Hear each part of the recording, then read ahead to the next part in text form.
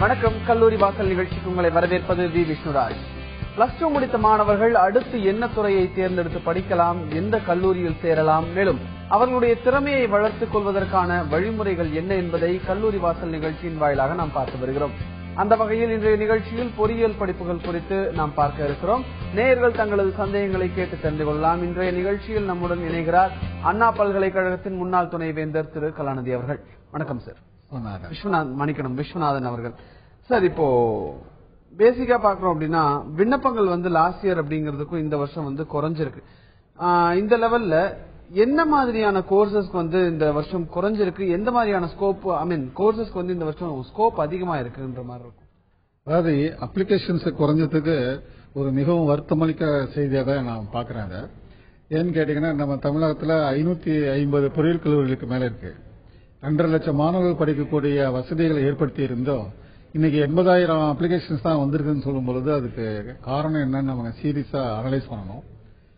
என்ன பொறுத்த வரைக்கும் இன்னைக்கு இருக்கிற சிச்சுவேஷன்ல mechanical engineering, civil engineering highest demand இருக்கு இந்தியாவில்.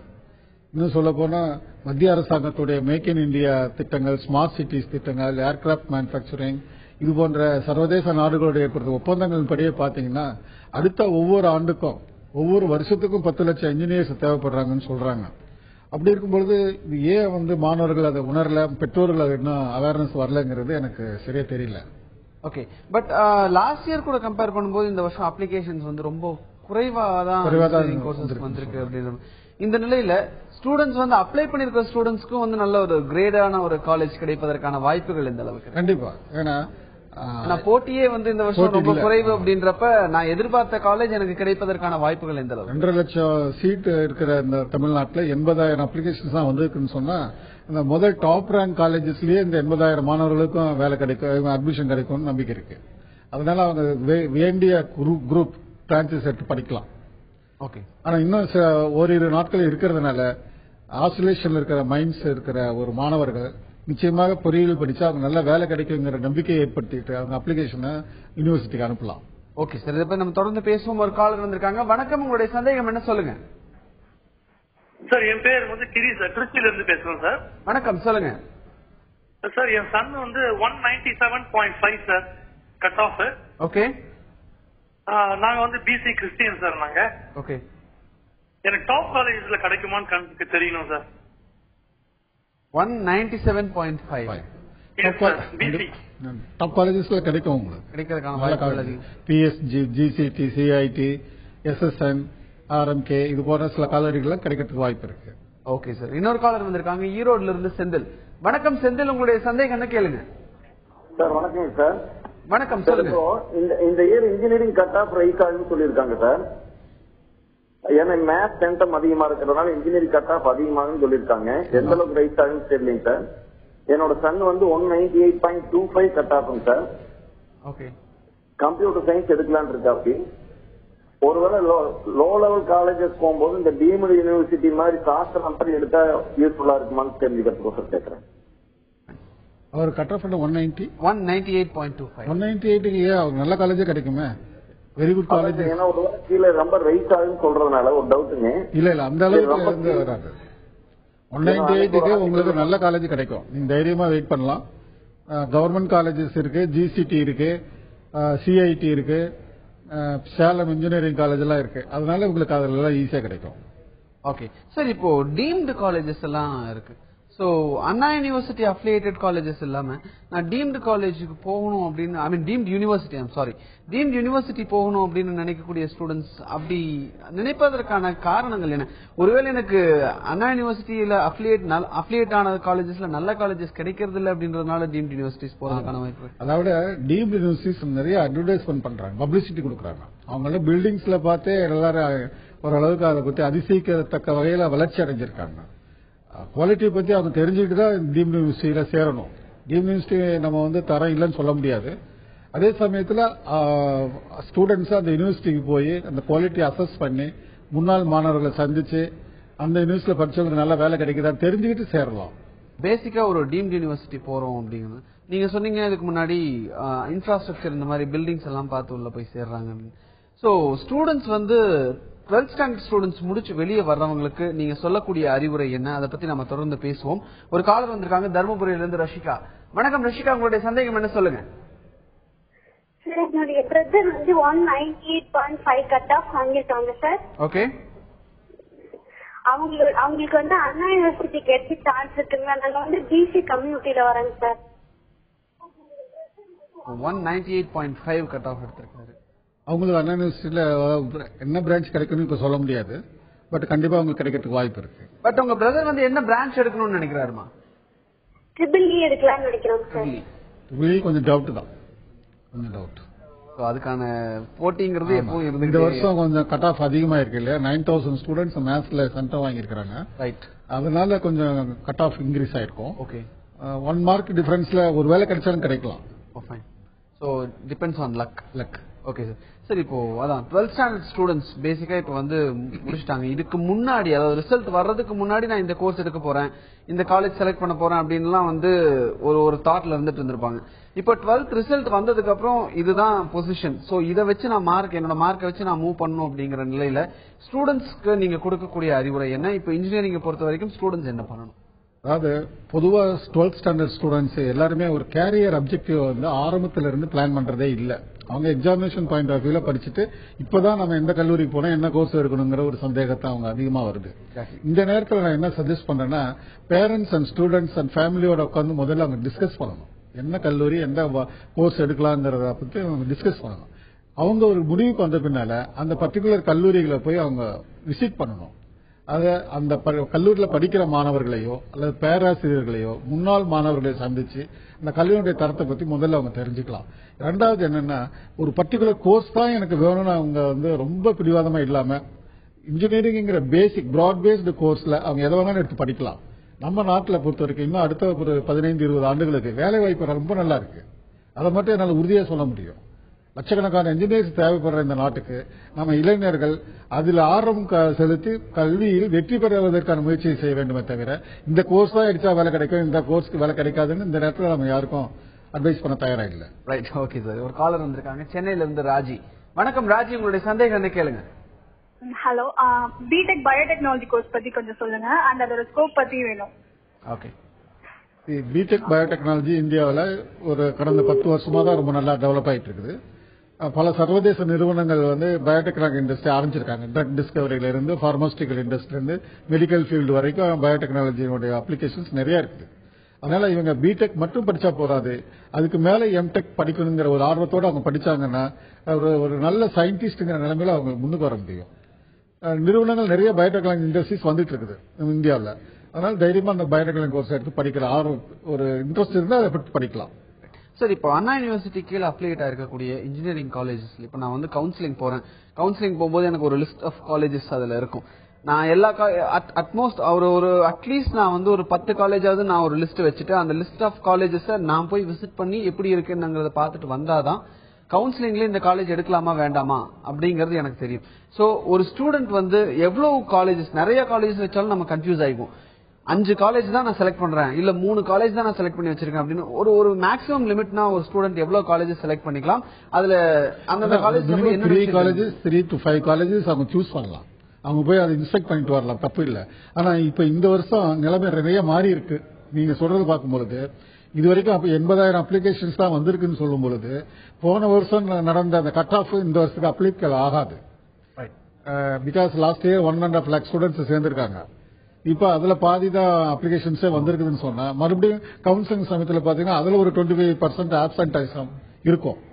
So it's dangerous dangerous situation for engineering education. அதுதான் எனக்கு ரொம்ப பயமா இருக்கு. இதை வந்து நம்ம மாத்திரத்துக்கு எல்லா பேராசிரியர்களும் நிறுவனங்களும் பல்கலைக்கழகங்களும் இப்போ முயற்சி எடுக்கணும். அதனால கல்லூரிகளை செலக்ட் பண்றது, கோர்ஸ் செலக்ட் பண்றது அவங்க விசிட் பண்ணி நல்லா தரவா அனலைஸ் பண்ணிட்டே சேரலாம்.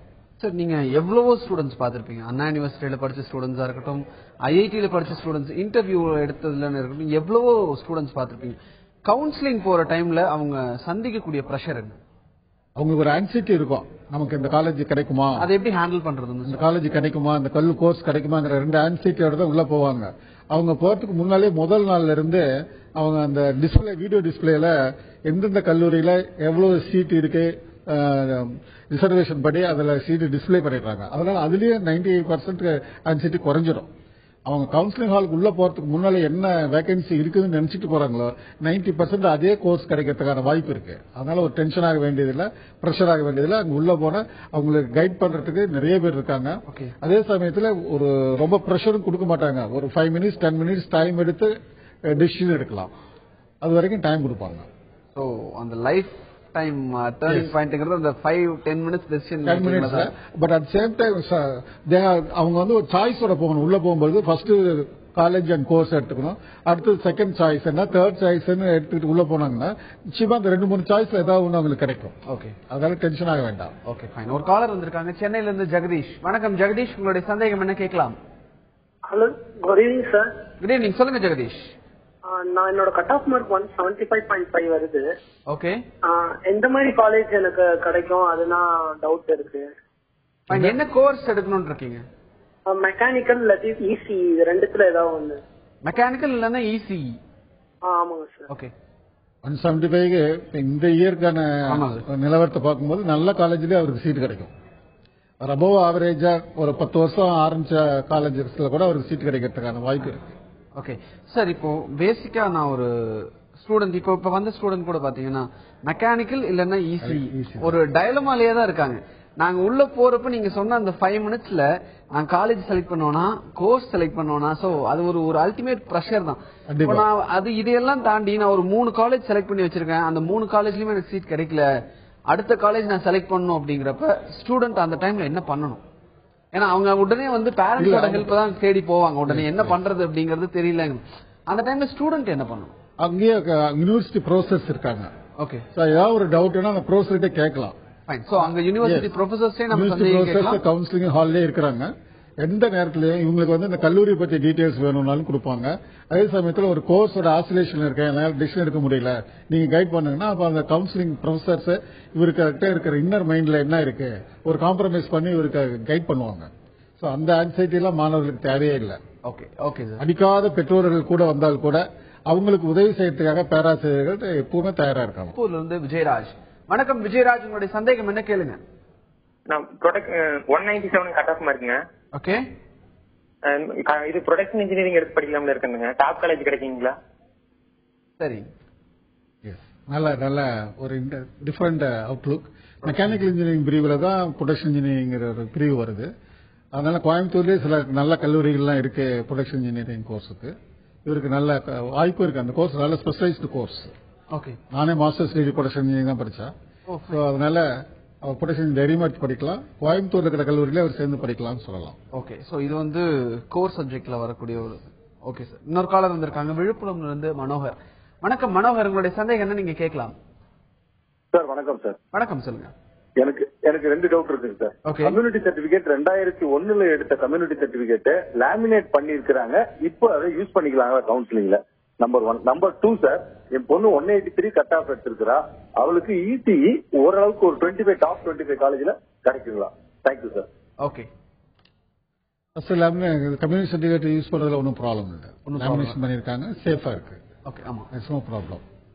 அதை வந்து நம்ம கவுன்சிலிங் யூஸ் பண்ணிக்கலாம். Okay sir. செகண்ட் திங், இந்த 183 மார்க்குக்கு இவங்க கிடைக்கிற electronics branch top rank colleges சொல்ல முடியாது. பட் ஒரு மீடியம் ரேஞ்ச் ஆஃப் காலேஜஸ் கிடைக்கும், நல்ல காலேஜே கிடைக்கும் சொல்லலாம். இந்த வருஷம் தான் நமக்கு பாத்தீங்கன்னா அட்மிஷன்ல ஒரு பெரிய மாற்றம் வரப்போகுது. 183க்கு லாஸ்ட் இயருக்கு கிடைக்காத கல்லூரியெல்லாம் இந்த வருஷம் கிடைக்க போகுது. Okay, okay sir. இப்போ ஜென்ரலாவே ஸ்டூடெண்ட்ஸ் வந்து ரிசல்ட் வந்ததுக்கு அப்புறமா ஒரு சின்ன டயலமால இருந்துட்டே தான் இருக்காங்க. 2-3 கோர்ஸ் வச்சுட்டு நான் இது எடுக்கலாமா அது எடுக்கலாமா அப்படிங்கிற ஒரு கன்ஃபியூஷன்ல இப்போ 2 காலர் வந்தவங்க கூட இசிஇ மெக்கானிக்கல் இந்த மாதிரி ஒரு 2-3 ஆப்ஷன் வச்சிருக்காங்க. இந்த மாதிரி இந்த டைம்ல ஏதாவது எக்ஸாம் ரிசல்ட்ஸ் வர்றதுக்கு முன்னாடி நான் ஒரு 2-3 ஆப்ஷன் வச்சிருக்கேன் அப்படிங்கிறது ஓகே. ரிசல்ட் வந்ததுக்கு அப்புறம் இட்ஸ் டைம் டு டிசைட். இப்படி 3 ஆப்ஷன் வச்சிருக்கிற ஒரு ஸ்டூடெண்ட் வந்து நான் இதுதான் போக்கஸ்டா பண்ண போறேன் அப்படிங்கறது எப்படி தெரிஞ்சுக்கிறது? என்ன பண்ணணும் அவங்க அது போக்கஸ்டா இருக்கு? ஃபர்ஸ்ட் ஸ்டூடெண்ட்ஸ் ஒரு டிட்டர்மினேஷன் கவுன்சிலிங் போறதுக்கு முன்னாடி ஒரு டிட்டர்மைன் பண்ணிக்கணும். நான் என்ன கோர்ஸ் தான் படிக்க போறேன், சிவில் இன்ஜினியரிங் படிக்கணும்னு முடிவு பண்ணிட்டா சிவில் இன்ஜினியரிங்ல ஸ்டிக் ஆன் பண்ணிக்கணும். ஏன்னா his dreams are going about civil engineering. Electronics தான் படிக்கணும்னு முடிவு பண்ணிட்டா அதே கோர்ஸுக்கு தான் டிட்டர்மினேஷன் கொடுக்கணும். அங்க கவுன்சிலிங் ஹாலுக்கு போயிட்டு நான் எலக்ட்ரானிக்ஸா மெக்கானிக்கலா அப்படிங்கிற மாத்துறது சரியா இருக்காது. அந்த நேரத்தில் ரொம்ப கன்ஃபியூஷன் ஆயிடுவாங்க. அதுக்கு முன்னாலே ஒரு கோர்ஸ் பத்தியான ஒரு நல்ல டிசிஷன் எடுத்துக்கிட்டா கல்லூரி பத்தியான டிசிஷன் கவுன்சிலிங் போறதுக்கு முதல் நாள் கூட எடுத்துக்கலாம். ஓகே. சோ இப்ப முதல் ஸ்டெப் எடுக்க வேண்டியது அவங்க என்ன கோர்ஸ்ங்கிறது முக்கியம். ஓகே. கல்லூரிகள் நிச்சயமா நல்ல கல்லூரிகள் உங்களுக்கு கிடைக்கும். சோ கோர்ஸ் வந்து சர்டைனா டிசைட் பண்ணிட்டு அதுக்கப்புறம் தான் நெக்ஸ்ட் கல்லூரி பத்தி டிசைட் பண்ணிக்கலாம். Okay sir. ஒரு காலர் வந்திருக்காங்க திருப்பூர்ல இருந்து பாண்டியராஜ். வணக்கம் பாண்டியராஜ், உங்களுடைய சந்தேகத்தை நீங்க கேட்கலாம். ஹலோ, வணக்கம், சொல்லுங்க. அண்ணா யூனிவர்சிட்டியில கிண்டில பிரிண்டிங் டெக்னாலஜின்ற ஒரு கோர்ஸ் பத்தி டீடைல்ஸ். ஓகே. அவர் டீடைல்ஸ் டெக்னாலஜியான டீடைல்ஸ். ஏறக்குறைய சவுத் இந்தியாவிலே ஒரு மிகப்பெரிய கோர்ஸ், நல்ல கோர்ஸ்னு சொன்னா one of the printing technology course தான். படிச்சவங்க எல்லாத்துக்கும் நல்ல வேலை வாய்ப்பு கிடைச்சிருக்கு. இங்க இன்னைக்கு லேட்டஸ்ட் பிரிண்டிங் டெக்னிக்ஸ்ல இருந்து எல்லா டீடைல்ஸும் அந்த கோர்ஸ்ல கண்டென்ட் இருக்கு. அது படிச்சவங்களுக்கு ஒரு 5 வருஷத்துல வேலை கிடைக்கும். அந்த எக்ஸ்பீரியன்ஸ் வச்சு அவங்க சொந்தமாவும் நாளைக்கு பிரிண்டிங் ஒர்க்ஸ் எல்லாம் ஆரம்பிக்கலாம். நல்ல ஸ்கோப் உள்ள ஒரு கோர்ஸ். சோ இன்ஜினியரிங் கோர்சஸ்ல லாஸ்ட் இயர் இருந்ததுக்கும் இந்த வருஷம் இருக்கிறதுக்கும் அந்த டெவலப்மெண்ட் எப்படி இருக்குன்னு பாக்குறீங்க சார்? அதான் சார், இட்ஸ் ஒன்லி டிட்டரேட்டிங். குவாலிட்டி குறைஞ்சிட்டே வருதுங்கிறது வருத்தமான செய்தி.